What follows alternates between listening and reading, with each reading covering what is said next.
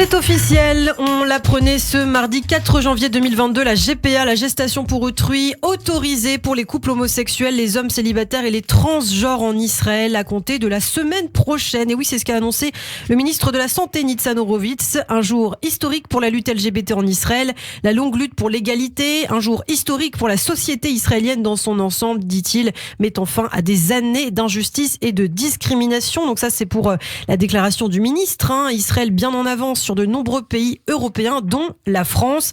Et c'est justement l'occasion ce matin de revenir sur ce dossier brûlant avec vous, Christophe Dard, et peut-être un rappel d'abord, Christophe, de ce qu'est la GPA. Et c'est simple, c'est l'accueil par une femme d'un embryon qui n'est pas forcément le sien. La mère porteuse, comme on l'appelle, donne, si cela fonctionne, naissance à un enfant qui sera ensuite confié au couple de parents commanditaires. Ce sont la plupart du temps les ovocytes et spermatozoïdes de ces derniers qui sont introduits dans l'utérus de la femme porteuse. Parfois, il peut s'agir de son propre ovule. En France, la GPA est officiellement interdite depuis 1994 pour lutter contre ce que ses opposants appellent la marchandisation du corps. Mais ce n'est donc pas le cas en Israël, qui fait véritablement figure de meilleur élève au Moyen-Orient au regard des droits LGBTQ, lesbiennes, gays, bi, trans et queer. L'État hébreu qui compte plusieurs hommes ouvertement homosexuels au Parlement notamment.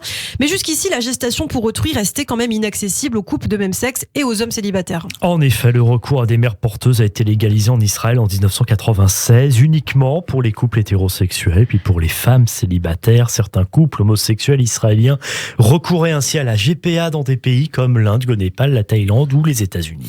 Et en 2010, c'est le couple homosexuel Etai et Yoav Arad Pinkas qui avait été le premier à saisir les tribunaux à ce sujet pour qu'enfin cela soit possible en Israël. Après un premier échec, ils avaient lancé en 2015 une pétition avec des groupes de défense des droits des personnes LGBTQ. Ils ont donc obtenu victoire. Et selon le ministre israélien de la Santé, le nouveau texte énonce simplement ce qui était censé aller de soi, l'égalité, c'est tout. Juste l'égalité. Nitzan Horowitz qui ajoute, en tant que ministre gay, bien conscient de l'exclusion humiliante à notre égard au fil des ans, la lutte pour l'égalité est ma vision du monde politique, c'est ma lutte personnelle, c'est ce qui m'a guidé toute ma vie. Et Nitzan Horowitz, Christophe, a également remercié les femmes qui choisissent de faire cela pour les hommes et pour les femmes qui ne peuvent pas avoir d'enfants. Nous nous engageons envers ces femmes et nous ferons tout ce qui est en notre pouvoir pour vous protéger, je cite, et garantir vos droits et votre bien-être. Une décision, Christophe, en fait, qui est l'aboutissement de quelque chose. Oui, car l'été dernier, déjà, la Cour suprême, le plus haut tribunal du pays, avait estimé que l'exclusion des couples homosexuels et des hommes célibataires du droit à la gestation pour autrui était inconstitutionnelle. La Cour suprême avait donc autorisé la GPA pour les couples de même sexe. Une question qui divise par ailleurs le gouvernement. Le parti islamiste RAM en Israël avait qualifié notamment les homosexuels de déviants. Et du côté de sionisme religieux, le député Bezalel Smotrich avait qualifié la GPA pour les LGBT d'effondrement de la judéité de l'État d'Israël, tandis que Yaakov Litzman, un ténor du parti judaïsme unifié dit la Torah, avait affirmé qu'elle compromettait l'avenir du peuple juif. Des questions qui divisent aussi donc profondément chez nous en France. Justement, il faut écouter ce que disait le professeur René Friedman, le premier médecin à avoir réussi une FIV en France, le père du bébé éprouvette, comme on l'appelle Amandine. René Friedman qui était interviewé récemment sur LCP au micro de Rebecca Fitoussi, et il le dit, pour lui la GPA c'est de l'esclavage. Écoutez.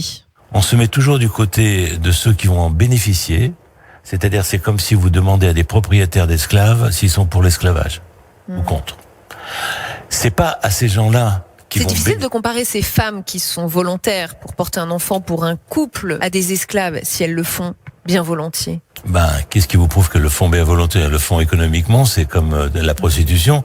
Alors, on peut être libre de se prostituer, c'est vrai, mais on tombe aussi dans des mafias. Et le problème de ces GPA, c'est qu'il y a aussi des mafias qui se sont constituées. Parce que, je ne sais pas si vous avez déjà lu le contrat qu'une femme qui décide de porter un enfant pour quelqu'un d'autre doit signer. Eh bien, je veux dire, elle a sa vie qui est complètement bloquée dans ce qu'elle fait, dans ce qu'elle mange, dans ce qu'elle se déplace, dans ses relations sexuelles. Donc c'est une vente, une location tout du moins, du corps. René Friedman, professeur donc le ponte de la PMA qui est contre la GPA, un sujet extrêmement délicat en France, encore bien en retard, Christophe, donc par rapport à d'autres pays. Le président de la République Emmanuel Macron nous a répondu, la GPA reste une ligne rouge. C'est ce qu'affirmaient le 9 décembre dernier les féministes de la coalition création de la coalition SIAMS, une organisation internationale qui prône l'abolition de la maternité de substitution, qui ont célébré leur victoire sur Twitter. Dans une lettre datée du 22 octobre 2021, le chef de cabinet du président écrit en effet, il n'est pas question d'autoriser la gestation pour autrui en France car il met en question la dignité du corps de la femme ou sa marchandisation. 2 mois plus tôt, le 4 septembre dernier, porte de Champéry à Paris, ces militantes grimées en mère porteuse de la Servante écarlate, vous savez, la célèbre dystopie de Margaret Atwood, Handmaid's Tale, manifestaient devant le salon Désir d'enfant avec des militantes d'Oser le féminisme. Elles y dénonçaient une promotion de la GPA sur le sol français. Pourtant, certains politiques y sont favorables, comme Yannick Jadot, député européen Europe Écologie Les Verts, candidat à l'élection présidentielle. Il vante les mérites d'une GPA éthique. C'est ce que dit aussi l'animateur de télévision Christophe Beaugrand, qui a fait d'ailleurs un livre là-dessus, il y a peu de temps, dans lequel il raconte avec son mari son parcours de gestation pour autrui. GPA quand même dite éthique, qui a aussi un prix, puisqu'aux États-Unis, il faut compter $142 000 en tout, dont $57 000 pour la mère porteuse. Une GPA éthique qui n'existe pas selon le professeur René Friedman et qui n'existera jamais, comme le disent les opposants à la gestation pour autrui. La France est encore loin du compte, où le débat sur la GPA semble donc être un petit peu clos, Christophe. Oui, par exemple, en 10 ans, on a dénombré 4 fois plus de GPA au Royaume-Uni, 413 en 2020 contre 117 en 2011, selon un rapport de l'université du Kent. Ajoutons aussi que si la GPA commerciale est ainsi légale au Royaume-Uni, la GPA dite altruiste est autorisée depuis 1985 sans que la loi n'ait encadré le montant du défraiement qui peut être versé à la mère porteuse. En effet, les organisations à but non lucratif qui accompagnent les couples et les mères porteuses au Royaume-Uni estiment qu'il varie de 12 000 à 20 000 livres sterling, soit entre 14 000 et 23 000 euros. Mais aucune limite n'est fixée par la loi. Ça reste un petit peu obscur.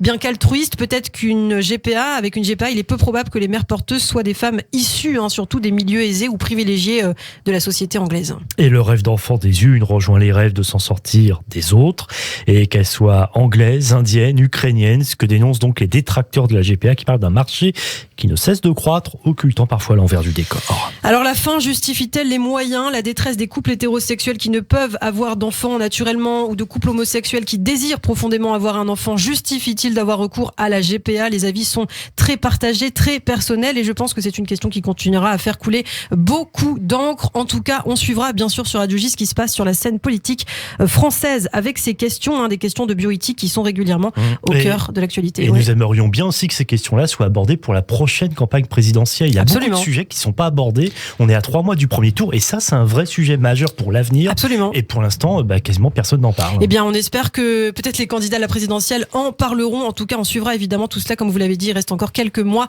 avant l'élection.